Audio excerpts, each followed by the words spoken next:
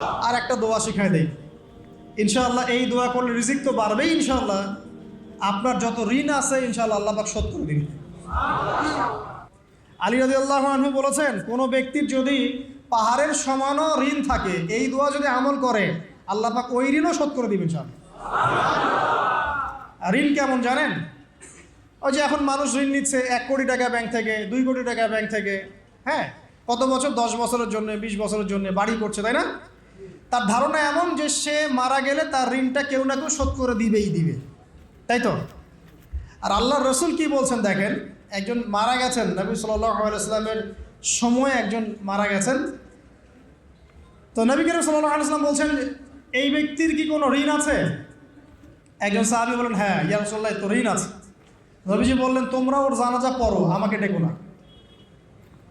তোমরা ওর জানাজা পড়ে নাও, আমি জানাজা পড়তে চাচ্ছি না। আমি এখন কেমন করে আপনাকে বুঝাবো ঋণ কত ভয়ঙ্কর জিনিস। আপনি যে ব্যাংক থেকে 3-4 কোটি টাকার লোন নিয়ে রাখছেন, লাখ লাখ টাকা লোন নিয়ে বসে আছেন, দিব্যি সুখে বসে আছেন, এমন চিন্তায় যে আপনার মৌত হবে না। আর নবী সাল্লাল্লাহু আলাইহি ওয়াসাল্লামের সময়ে একজন মারা যাচ্ছেন, তিনি বলছেন তোমরা জানাজা পড়ে নাও, আমি জানাজা পড়তে চাচ্ছি না। মানে ঋণগ্রস্ত ব্যক্তির জানাজাও তিনি পড়তেন না। তারপরে একজন এসে বললেন, ইয়া রাসূলুল্লাহ, আমি তার ঋণ শোধ করে দিব, তার যা ঋণ আছে আমি শোধ করে দিব। তখন নবী এসে জানাজা পড়লেন সাল্লাল্লাহু আলাইহি ওয়াসাল্লাম। তো আপনার এই কোটি কোটি টাকা ঋণ শোধ করার লোক তো রেডি আছে নাকি? আছে না? সমস্যা নেই, আপনার জানাজা পড়া হবে।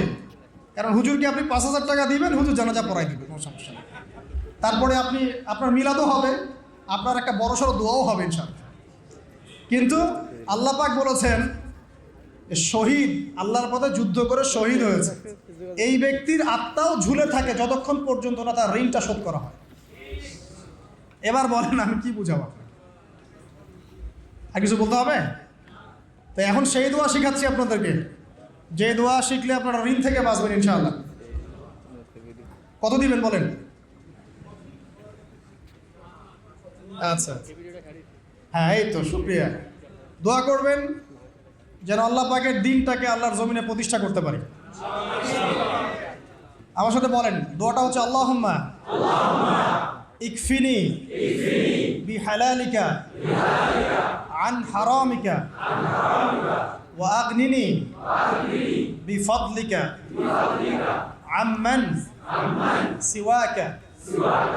এই দোয়াটা ছোট না, এটা মুখস্থ করবেন, সেজদায় পড়বেন, নামাজের সেজদায় পড়বেন, আত্তাহিয়াতু দরুদ শেষ তারপরে পড়বেন, নামাজ শেষে হাত তুলে করবেন, যখন তখন শেষ রাতটা করবেন, ইনশাআল্লাহ দেখবেন আপনার ঋণ বলতে কিছু থাকবে না ইনশাআল্লাহ। যদি থাকেও, বড় কোনো ঋণ থাকেও, আল্লাহ পাক অন্য কোনো মাধ্যমে এটা শোধ করার ব্যবস্থা করে দিবেন ইনশাআল্লাহ।